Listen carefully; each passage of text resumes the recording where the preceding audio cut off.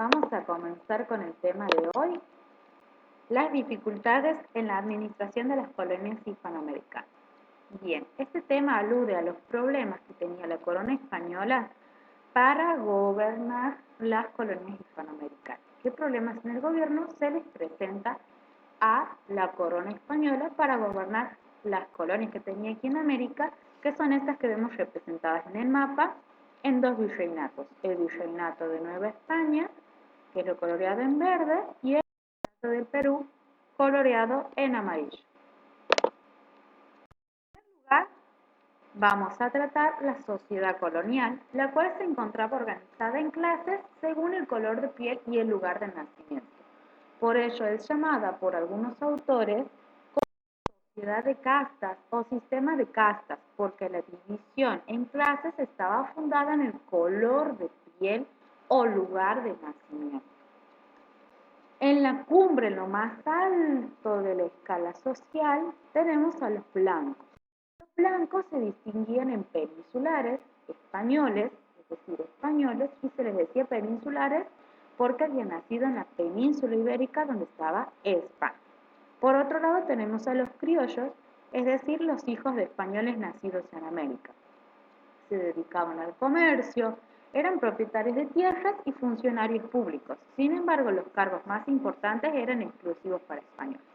Los puestos más importantes en el poder, como el cargo de virrey, de gobernador o de oidor o juez de la audiencia, que eran los tribunales de aquel entonces, eran ocupados exclusivamente por españoles, y los criollos eran relevados a los cargos menos importantes o más inferiores. Por otra parte tenemos a los mestizos, que es la segunda imagen que tenemos aquí en la columnita de la izquierda, donde podemos ver a un niño que es hijo de una mamá indígena y un papá blanco. Ese es el mestizo. Los mestizos eran hijos de blancos e indígenas, la mayoría eran ocupados como sirvientes, artesanos y trabajadores rurales. En tercer lugar tenemos a los indígenas. Esta es la población conquistada por los europeos que conquistan las tierras de América.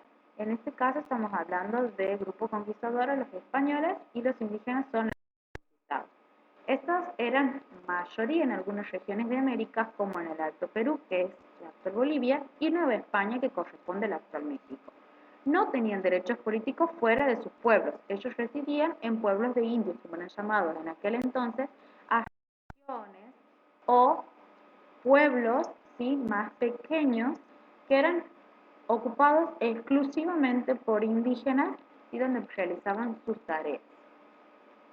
En esos casos, ellos podían acceder a un puesto como cacique, por ejemplo, u otras figuras de control, y estaban obligados al trabajo obligatorio y al pago de tributo. El tributo era un impuesto que la corona le cobraba a los indígenas.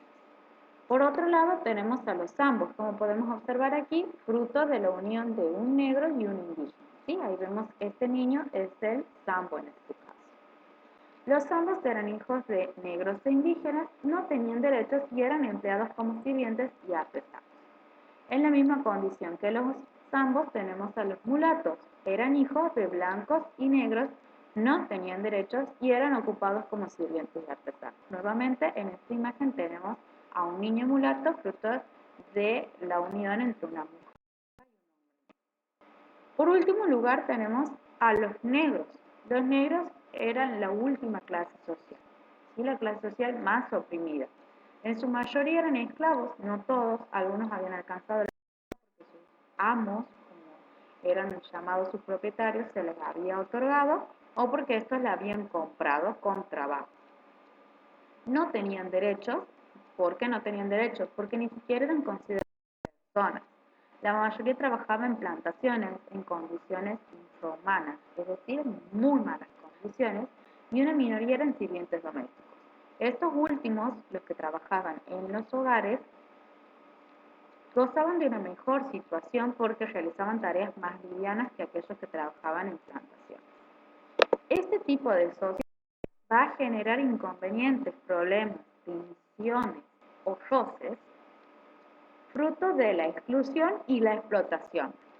Cuando hablamos de exclusión estamos hablando principalmente de españoles y criollos, donde el español gozaba de una situación de privilegio, de poder, mientras el criollo era relegado a una situación inferior, a una posición inferior, ocupar los mismos puestos en el poder que un español. Esto va a generar resentimiento de los criollos que van a buscar vengarse o liberarse de los españoles.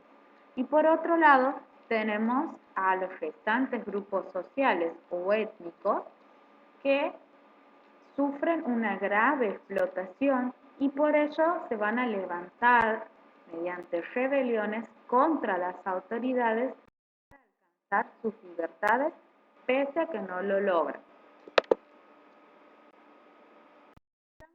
Dificultades en la administración, como he dicho anteriormente, hablamos de las dificultades en el gobierno. Antes de hablar de ellas es necesario aclarar que España en aquel entonces había perdido su posición de poder, de gran potencia mundial frente al avance de Gran Bretaña. Es decir, España antes era el país más poderoso del mundo y de repente Gran Bretaña va avanzando y le quita este puesto a España. ¿Por qué? Porque se hace más rica, más. Entonces España toma conciencia de que debe recuperar su puesto. Y una de las formas para recuperar su poder, cree, es mejorar el gobierno en sus colonias para obtener más dinero y que estas colonias estén gobernadas de forma más eficiente, es decir, entre los problemas que se encontraban en las colonias se encuentran los siguientes tres.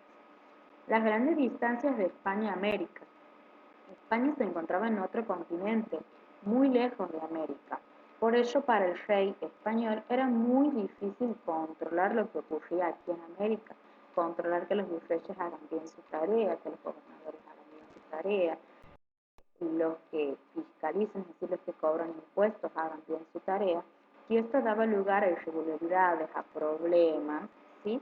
Como el contrabando. El contrabando es el comercio ilegal, ¿sí? El comercio se hacía mediante una forma y hay gente que lo hace por otra forma. Por ejemplo, España no autorizaba a las colonias a comercializar con otros países y hay gente que va a comercializar con otros países aunque esto no esté permitido y va a obtener grandes ganancias. Esto hacía que el rey no obtenga todo el dinero y que parte de su dinero se pierda.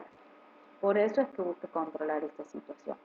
Y otro problema era la corrupción en el gobierno. Esto ocurre cuando funcionarios del gobierno, es decir, gente que ocupa un puesto en el poder, busca beneficiarse así y no realizar la tarea que es la que se le ha encomendado y por la cual ocupa un puesto y gana un sueldo, ¿sí? Esa corrupción en el gobierno también perjudica al rey.